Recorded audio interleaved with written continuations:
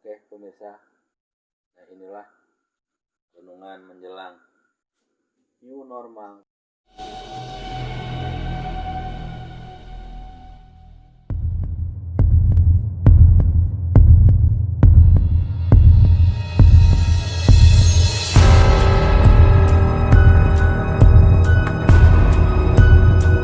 Assalamualaikum warahmatullahi wabarakatuh. Berjumpa kembali dengan Abah Zidan di channel Bunga Sufi.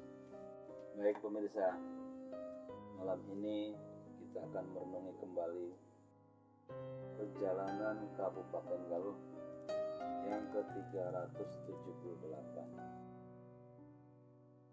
Kita bukan sehari dua hari menjelajahi sejarah perjalanan panjang, dan baru tahun inilah kita mengalami keguncangan dan kegelisahan, seolah-olah kita nggak tahu lagi masa depan. Bupati panik, kepala dinas panik, hingga kepala desa, bahkan warga Kabupaten Ciamis ada yang panik. Ini artinya apa? Paradoks bahwa cikal bakal Kabupaten Ciamis ini karena berasal dari Kabupaten Galuh dan kesananya dari Kerajaan Galuh adalah sebuah miniatur wilayah yang mempercayai kekuatan langit. Kita sudah terbiasa mempercayai bahwa ada kekuatan langit yang selalu aktif menggerakkan semua peradaban kita. Tapi dengan adanya virus corona, semua pertolongan langit ini seolah-olah tidak mempan. Kesaktian apapun seolah tidak mempan. Semua orang bertumpu dengan alat pelindung diri, dengan APD. Padahal kakek moyang kita ini dari Kerajaan Galuh, apapun bisa dilakukan. Jangankan yang nggak kelihatan, yang kelihatan pun bisa dibuat tidak kelihatan. Berbicara corona yang gaib ini, bagi orang Galuh, bukan sesuatu yang baru, bukan sesuatu yang mengherankan. Karena kakek moyang Galuh ini bahkan bisa ngahiang, bahkan meninggal pun tidak ada makan. Tapi kini kita dibuat sedemikian rupa tak berkutik, sehingga tak mempercayai lagi kekuatan. Kita beragama, kita Islam, kita punya tempat ibadah, tapi semuanya tidak berfungsi. Siapa yang diuntungkan dan siapa yang dirugikan? Kita sudah bisa membuka perjalanan setiap orang dalam musibah pandemi. Sekarang yang menang bukan orang yang beragama, orang yang selalu menjual Tuhan, orang yang selalu ritual. Hari ini yang menang adalah jiwa-jiwa spiritual, orang-orang yang terbebaskan dari penyembahan dan ritual, orang-orang yang menyombongkan diri, orang-orang yang terikat dengan harta benda. Sekarang musnah semua. Ilmu tak bermanfaat, harta tak berguna ketika dalam keadaan seperti itu. Lalu bagaimana kita menghadapi situasi pasca COVID-19 ini? Itulah mungkin bagian dari pertanyaan kita. Kita mereview kembali, merefleksikan kembali bagaimana perjalanan kita menghadapi masa depan yang tidak bisa kita bayangkan. Kita harus kembali kepada jati diri kita. Kita hidupkan kembali jiwa kita, bahwa ada kekuatan langit yang selalu membuat kehidupan menjadi lebih baik. Seharusnya ketika pandemi ini adalah masa-masa di mana kita mengenali jati diri kita, mengenali bahwa Allah ada di dalam diri kita, bukan Tuhan yang ada di masjid, bukan Tuhan yang ada di tempat mushola, bukan Tuhan yang ada di sajadah, bahkan bukan Tuhan yang ada dalam bahasa kalian semua.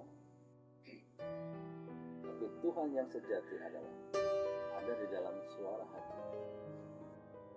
Maka corona ini adalah kemenangan jiwa-jiwa, kemenangan mereka-mereka kaum spiritualis yang selama ini tidak terkungkung oleh penyembahan, oleh ritual, dan oleh tradisi-tradisi yang menghambat perkembangan iman kita.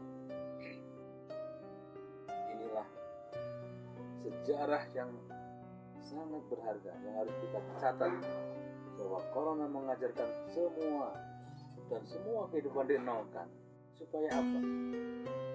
Supaya kita merenungi betapa selama ini kita sudah terlalu angkuh, sudah terlalu sombong. Dengan adanya corona, kita baru menyadari bahwa selama ini kita hanya berjualan image, berjualan pencitraan, berjualan kesolehan palsu, bahkan semua kita palsukan, hingga Tuhan pun kita palsukan. Nah, saat inilah seleksi alam, seleksi yang benar-benar membedakan siapa yang benar-benar hatinya nyampe ke langit dan siapa yang tidak. Kita lihat selama corona orang berbondong-bondong minta masjid dibuka, minta ada salat jamaah. Tapi baru berapa hari ini kita saksikan, meskipun beberapa masjid dibuka, apakah jumlah jamaahnya meningkat? Tidak. Apakah orang berbondong-bondong ke masjid? Tidak. Masih seperti yang lalu. Nah, saya kira ini adalah renungan bagi kita semuanya. Siapapun kita, apapun jabatan kita, apapun peran kita, saatnya lah kita mengambil pelajaran, memulai kembali tradisi yang baik, memulai tradisi kehidupan yang baru pasca COVID-19. Perubahan tidak dimulai oleh diri kita, tapi kali ini perubahan datang dari pandemi COVID-19. Maka mau tidak mau kita harus mulai beradaptasi.